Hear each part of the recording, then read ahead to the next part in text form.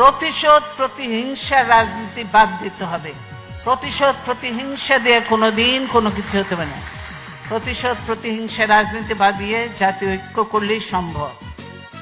এখানে একটু আওয়ামী লীগ আর বিএনপির মধ্যে পার্থক্য। বিএনপি সবসময় জাতীয় ঐক্য, প্রতিশোধ প্রতিহিংসার ঊর্ধ্বে সকল নিয়ে কাজ করতে চায়।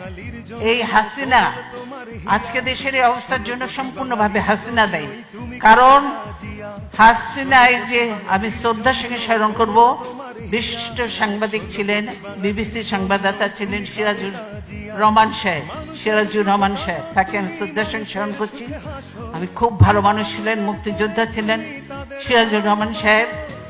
তিনি তার ইন্টারভিউ নিচ্ছিলেন এবং বলেছিলেন, আমি বাংলাদেশে যাব রাজনীতি করার জন্য নয়, প্রতিশোধ নেওয়ার জন্য। হাসিনা এই কথাটা বলেছে। উনি বলে এটা ঠিক হচ্ছে না, কিন্তু হাসিনা বলেছে আমি প্রতিশোধ নেওয়ার জন্য। তাই আজকে প্রতিশোধ নিয়ে বাংলাদেশকে একদম খোকলা বানিয়ে দিয়ে, বাংলাদেশকে একদম ধ্বংস করে দিয়ে, সমস্ত প্রতিষ্ঠান ধ্বংস করে দিয়ে বাংলাদেশকে তার বাপ তলাবিহীন ঝুড়ি বানিয়েছিল। এবারে তার থেকেও নিচে কোথায় কোন কি বানাবে আল্লাহর নামে, বাংলাদেশকে ধ্বংস করে দিয়ে তিনি হয়তো দেশের থেকে চলে যাবে। অধিকার আজ করব আদায়, দাও না মূল মন্ত্র, স্বৈরাচার বিলীন করে আনলে গণতন্ত্র।